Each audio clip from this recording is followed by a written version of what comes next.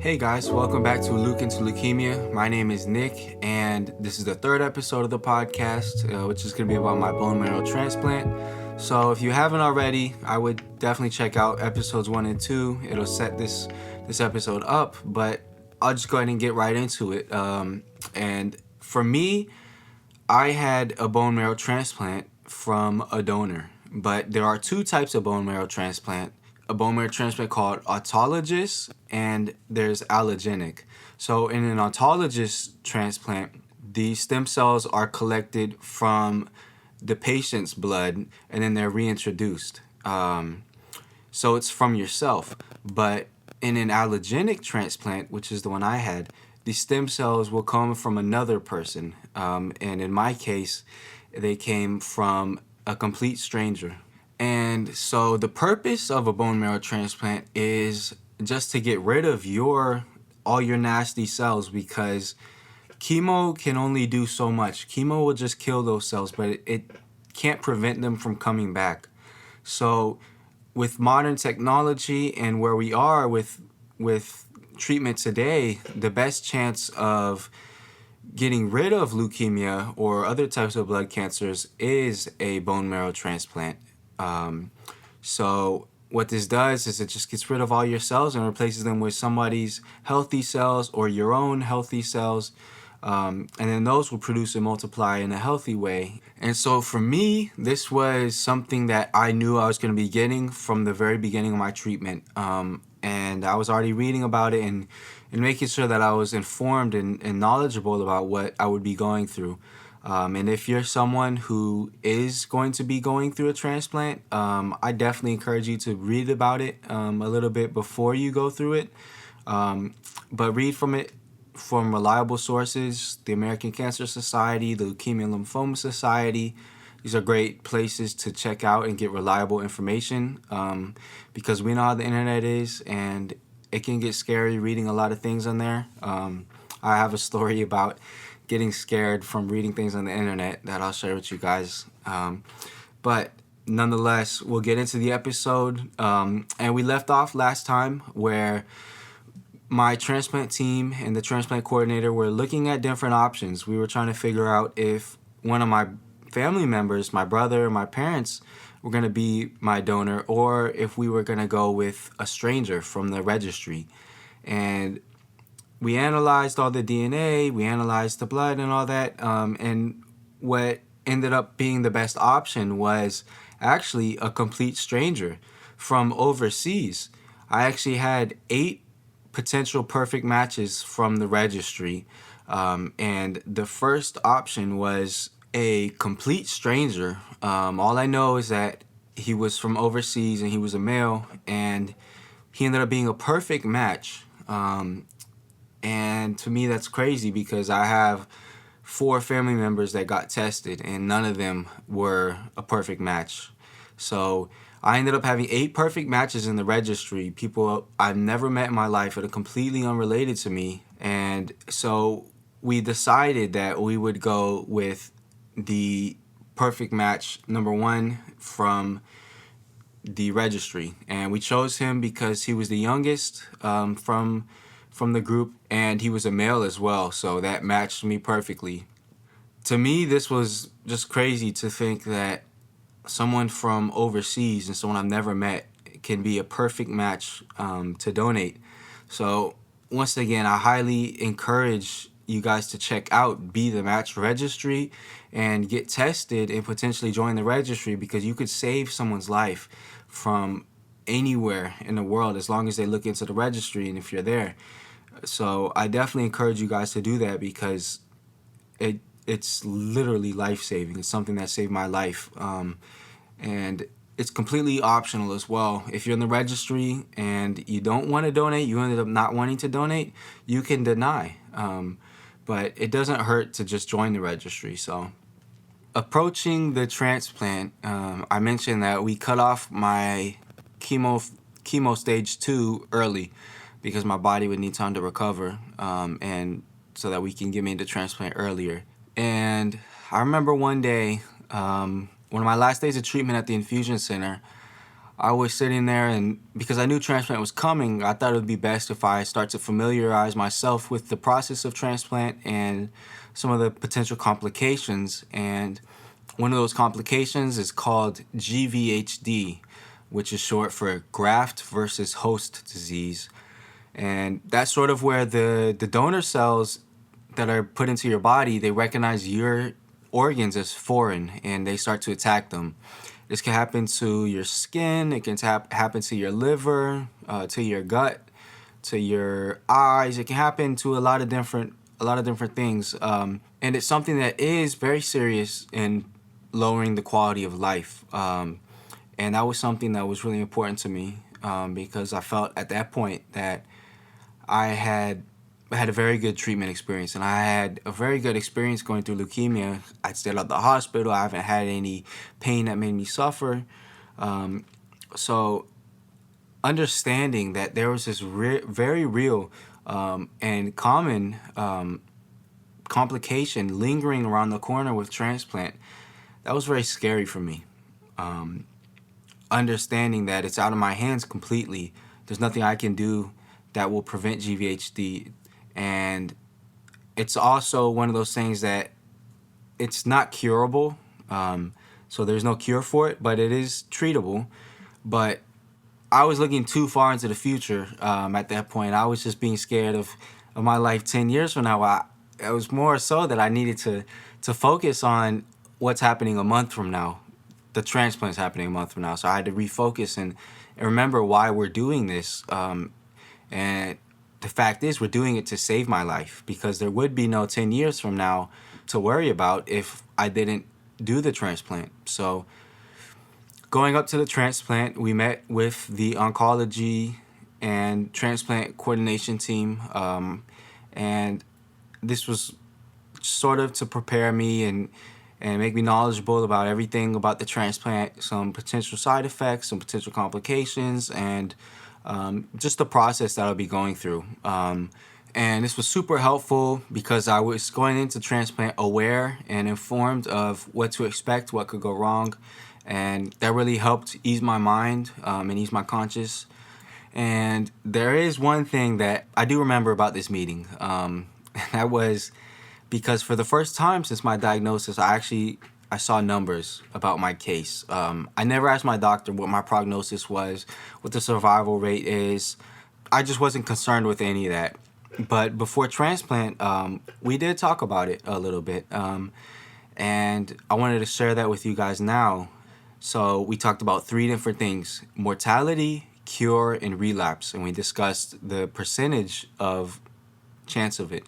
So without the transplant, the chance of mortality is 100%, and the chance of cure or relapse is 0%. With the transplant, mortality is 15%.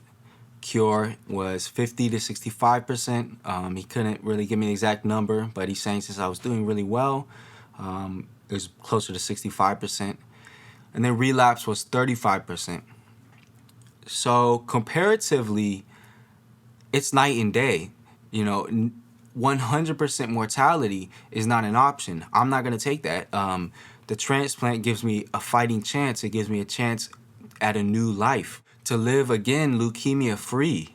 So it's night and day whether or not to get the transplant. I mean, there's only one answer in my case, and that was, that's what we have to do. And I was blessed with 8 potential perfect matches. And so we went ahead and scheduled a transplant for November 25th with the donor from overseas. And I was going to be admitted on November 17th. And before the transplant, we would need to get rid of all my cells again, all my blood-producing cells. So how we would do that is I would go in, as I said, November 18th, which is 8 days to transplant. For the first 3 days I was there, I was going to get total body radiation. And I'll get that twice a day for the first 3 days. Then after that, I would get for 4 days a heavy chemo called fludarabine. I can't remember if I got that once or twice a day. But then I would have a day of rest, and then the transplant happened, and that was on November 25th. the day before Thanksgiving, which was cool. And then we would wait 2 days after transplant, and then on day +3, we would get another chemo, which was very heavy, called Cytoxin. And I would get that for 2 days. And then directly after that, on day +5, I would start immunosuppressant, which was called tacrolimus. And then I would start another medicine called Cellcept, and then another medicine called Neupogen. And what those two would do, they would just kind of promote growth and help those new cells to thrive and just settle them in, basically. So those 8 days before transplant flew by. I was ready to get it done. I was excited. This was going to be the definitive step in my treatment that would lead me to recovery and lead me to where I am today. And I was so eager to be healthy again. And transplant could not come soon enough. And those days ended up flying by. And then transplant day comes, and it was a great day. I definitely felt a lot of love from my family that day and from everyone. And it was just a great memory, honestly. A life-changing day. And I thank God every day for that transplant and for that day and for the opportunity to have the transplant, because not a lot of patients have so many perfect matches. So yeah, I woke up that day and it was great because contrary to the COVID policies, which would say that we could only have one visitor, the hospital team let me have both my mom and my dad there for transplant, which was great because I'm only 19. You know, I still need my parents, and that's a very emotional day for me and my family. So for all three of us to be there was great because that was just really special to all three be there in the hospital, because that was not something that I think we'd ever experienced, all being there at the same time. But it was also great because my brothers and my parents, they all got me transplant gifts because it's considered my new birthday, because I would be getting new stem cells. And so it was a really big occasion. It was a celebratory occasion. So that's one reason why I look back on it with, you know, sort of a smile on my face and a warm heart, because I could just see all the love, and I can just reminisce and feel the love that I felt on that day. So the transplant was going to be early in the afternoon, and it rolls around soon enough. Before I know it, I see the nurse come in with 3 syringes of stem cells in it. It's like this thick pink slushy-like thing. And I was going to be getting them through my PICC line, which is the line in my arm. But usually transplant patients get it through something called a port, which is underneath their skin on their chest. So a needle pokes through, and then... But because I had the PICC line, we were going to be putting it through there, which was fine. And it's funny because I had that only because COVID caused a shortage of parts. So I got it through the PICC line, and when I first thought about it, I thought that they were going to like cut in my bone and put some things in there. But that's not the case at all. They literally just inject it through the line that I already had in my arm. So it was not, I didn't feel a thing. It wasn't painful or anything. It was just like getting chemo or blood. Just went in there and did it sting. So I was feeling good during transplant. I was a little bit tired because the medicines they gave me it made me woozy and stuff. So I was just resting that day. And I remember for the next couple of days, I was doing great. I was riding the bike several miles, and I was just feeling great. And I think psychologically had a lot to do with it as well, because I felt like I was one step closer to being healthy, and I felt like that was the defining moment for me. But also, I went into the hospital with the goal to beat the quickest time out after transplant, which I think was 16 or 17 days. So I was going in there, I was trying to do everything I can to stay healthy and then get out as fast as I can, because Christmas was going to be right around the corner, and I wanted to be home with my family for Christmas. So that was my goal. And so I was riding a bike every day, making sure I walked, taking care of my oral hygiene and all that. And I was just thinking, like, man, I feel so great after transplant. Like a week after transplant, I'm still out here, biking, doing all these things, being really active. And I was like, when's it gonna hit? When am I gonna get sick? And oh boy, did I jinx myself. December 6th, which was a Sunday, day 10 after transplant, I got very sick. I was watching Liverpool versus Wolves on the TV. It was a great game. We actually won 4-0. But I was watching the game, and then halftime came around, and I just laid down. And then the game came back on, and I didn't get back up. And my dad was like, "You okay?" And I'm like, "No, I think I have a fever." So we called the nurse in. She took my temperature. Turns out I had a fever. And then a little while passed. I threw up. And then I just kept throwing up. If I tried to drink water, I threw up. If I tried to take pills, I threw up. So I couldn't take anything in my system. And I threw up probably everything I had. And so that was very scary, because I'm 10 days after transplant and my body's very sensitive. I have no immune system. And I mentioned, the 15% mortality, and this is where that 15% comes in, and getting infections during transplant, or getting GVHD immediately after. So what happens is that I kept throwing up, and then they had to get on top of things real quick, and they were great about that.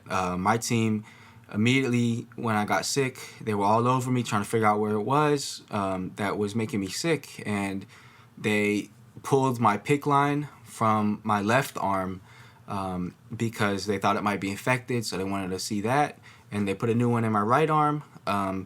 And they were testing me for hundreds of different viruses. And all the meanwhile, I was just basically knocked out with a fever, and I couldn't do anything without throwing up. So I was just miserable and bad. So we're trying to figure out what it is, and the time goes by, and then my hospital had a visitation policy because of COVID. So the visitor hours were between 9 a.m. to 8 p.m. So what that meant is that I could only have one visitor a day, and it had to be between those hours. So 8 p.m. approached, and sometimes they were lenient and they let a parent stay the night. But 8 p.m. approached, and I was still very sick, high fever, couldn't take anything down without throwing up. And my dad tries to talk with the lead nurse on the floor to try to stay the night with me because I'm really sick, and I want him there, and he wants to be there with me. Because imagine your son with leukemia goes through a crazy procedure, a bone marrow transplant, with a high risk for complications, and then 10 days out, he gets deathly ill. And then the team is telling you have to leave. That's scary. That is hard. And so he was telling him, no, I need to stay. My son is very sick, and he needs me here. And it got to the point where they were telling him, look, if you don't leave, then we need to bring security up here to escort you out. And he ended up leaving without the security, for the record. But I think about that a lot today, because that's very scary, to see your son go through transplant and get very sick very rapidly, and then being told that you have to leave, that he can't be there physically with me and be there physically for me. So that's something I think about a lot, and I think about how contradictory the COVID policies were at the time, because any given day, any one of my visitors could leave at the end of visiting hours as they're supposed to, and then they can go out wherever they want And if they get sick, they can just come back the next day and bring it to me or the other patients, which to me doesn't make as much sense as if they were just allowed to stay the night. And that even reduces the risk of them going out somewhere to bring something in. So that was the time that the visitor policy hurt the most. But the next day, my mom was able to come up, and we were starting to get to the bottom of my infection. Still the same thing. I was not able to eat anything. I had a super high fever, and they were starting to get to the bottom of it, and they found out that it was sepsis and double pneumonia. So they put me on some medicine, and everything was through the IV at this point because I couldn't take anything down orally without throwing it back up. So I had like 5 pumps hooked up to my IV, and my oxygen level also was starting to go down, so they had to put me on the oxygen tube, and eventually they had to give me a whole oxygen mask because it wasn't enough. And by the grace of God, the second day when my mom was visiting me, the hospital did let her stay the night, each night until I was better and was good enough to be on my own. And that was a great relief because it's so comforting to have someone you love there with you at all times, even as you sleep, because going to sleep alone and then waking up alone as a cancer patient, it's hard for me at least. And so we figured out what it was, but because my oxygen levels were still running very low, we kept having to do tests and imaging and all these sorts of things. And my oxygen level got really low to the point where they were ready to admit me to the ICU. And I was so close to being admitted to the ICU, but it's funny hearing this story because I was sick at the time, so I don't remember it. I have to listen to my mom tell me, but because it was Christmas, because it was coming around Christmas, my parents decorated my room. It was beautiful. Christmas lights everywhere, just decorations everywhere, Christmas tree, and it was just a great place to be. It felt very warm. It felt almost like home. It almost didn't feel like a hospital because we made it our own. And the ICU admitting nurse comes in to check on me to see if we need to bring me to the ICU, and she comes in there and I guess she made the decision that I would be better off up in the tower with my mom at my own room than for them to transfer me into an ICU room by myself. And it's just a drab hospital room. And so that was really powerful, how she knew that, the power of family, and the power of comfort, and healing. So that was something that I'm extremely thankful for, because had I gone to the ICU, I don't know how things would have turned out, because that's scary, very scary, given the risks that I was at. So that was a very scary time. And then on top of the pneumonia and the sepsis, what happened was the medicine I was on called tacrolimus, which is an immunosuppressant. So it keeps my immune system down. It keeps the numbers down and tame so that they don't kill off or attack my new cells. And so because I was on those immunosuppressants, I guess the drug tacrolimus is something that if you accumulate too much of in your body, too high of a level, then it can affect your brain. And because my numbers were up too high, what I actually experienced was hallucination. So on top of being sick, I started hallucinating, and I had some very, very bad dreams. But at one point I was hallucinating, and I thought my little brother was in the room there with me. And my mom said I was talking to him. So that was a very crazy experience, to be both sick and hallucinating, because I've never hallucinated before and I don't want to ever do it again. It's very scary. So eventually, I was able to get over the virus, and I actually got over it very rapidly once we were able to start treating it. And other than being sick, all my other counts looked good because engraftment had happened, which is where the donor cells take root and they start to produce.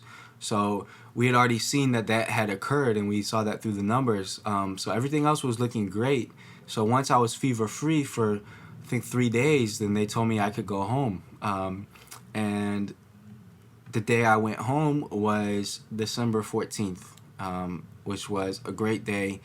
So excited to be able to go home, sleep in my own bed, and not have to worry about being in the hospital or anything like that. So super excited to go home. I rung the bell. The floor has a bell that you ring when you finish treatment and you go home for the last time. So ringing that bell was a really special moment, and a celebratory moment of everything that I've overcome and everything I've been through. And then I was good. I had to meet with the infectious disease doctor before I went home because he would give me treatment that I would administer to myself at home, as well as I would be giving myself magnesium because one of the medicines would deplete my magnesium.